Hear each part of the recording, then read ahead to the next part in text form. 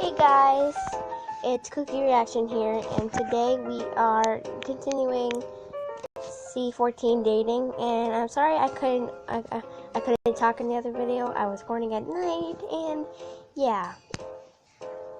So we are going to be continuing, and I'll see you later when I figure this out. So yeah. Alright, so I figured it out, and we have our whole week planned. So let's play. Like Sherry said, there was another lecture in the morning, complete with a whiteboard and Augustine demonstrating how to use a trowel. It was all in French, and Sherry was kind enough to translate some key phrases or remind me that I covered this with her before the trip. The students were divided with one half, me included, to head for the cave, while the other group would stay behind for lab work. The walk to the cave was roughly 10 minutes, passing through a narrow path in the sloped woods. The trickier sections had cement stairs installed along with handles to prevent slipping.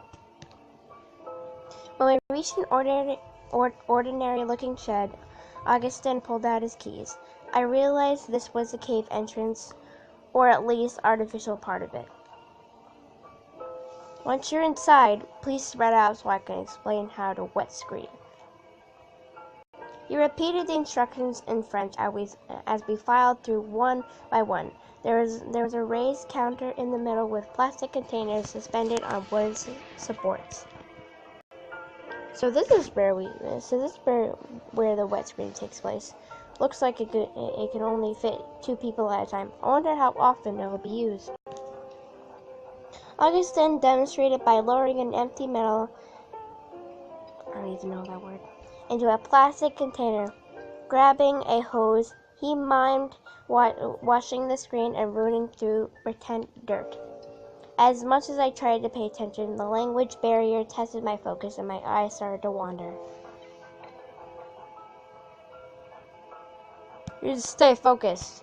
I did come here to learn, didn't I? French or not, I should show I'm serious about this. He's mentioning photographs a lot. Is someone coming to take pictures? Everyone started to line up after Augustine gestured to each item, which ranged from stacks of buckets to plastic containers full of trowels and brushes.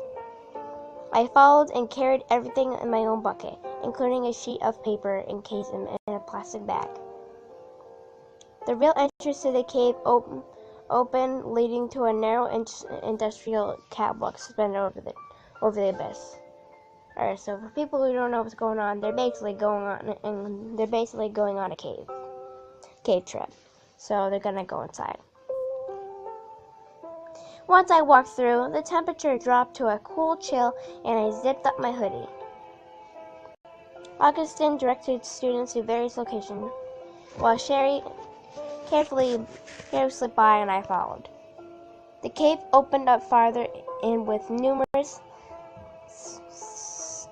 stalactites and stalagmites everywhere. The catwalk railing disappeared where the ladders connected, or when it branched off into other segments of the cave. Sherry, where will I dig? Sherry leaned over the railing and pointed to one of the deeper parts. You'll be digging here. It's a 25,000-year-old lair, the very same one where they discovered the Neanderthal mandible. What? I'll be digging in such an important place already? Despite my nerves, I felt giddy inside. Sherry climbed down the ladder, and I trailed behind her. At the bottom of the ladder was another catwalk, positioned exactly in the middle.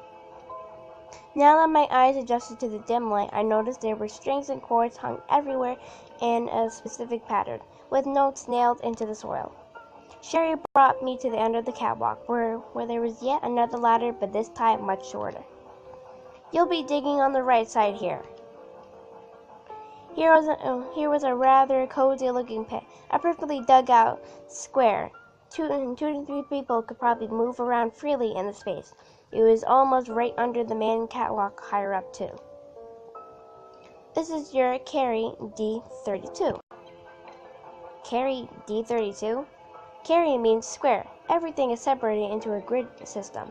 Starting from the entrance of the cave, the uppermost left to right, it goes A1, B1, and so forth.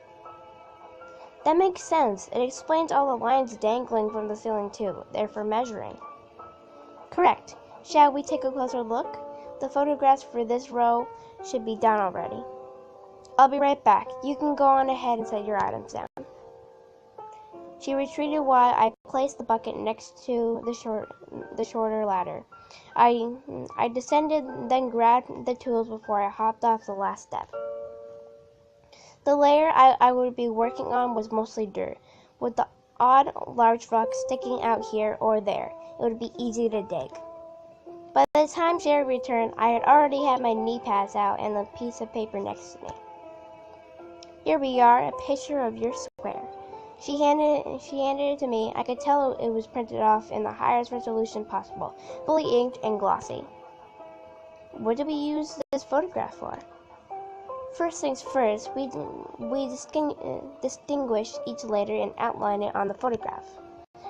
Once Augustine or myself check it over, you can go on ahead and start examining. This picture is an irreplaceable reference, and you'll find yourself relying on it often. Please don't lose it or get it tarnished. Sadly, Augustine is short-staffed at the moment. I'll be helping the other students since most are new to this too. Is there anything you'd like to go over? Alright. So yeah. Bye guys. I know this episode is kind of short, but you know, I have a tight schedule, so we're just gonna leave it at that. If you have any suggestions on what I should pick, then please let me know in the comments, and I'll see you guys later. Bye.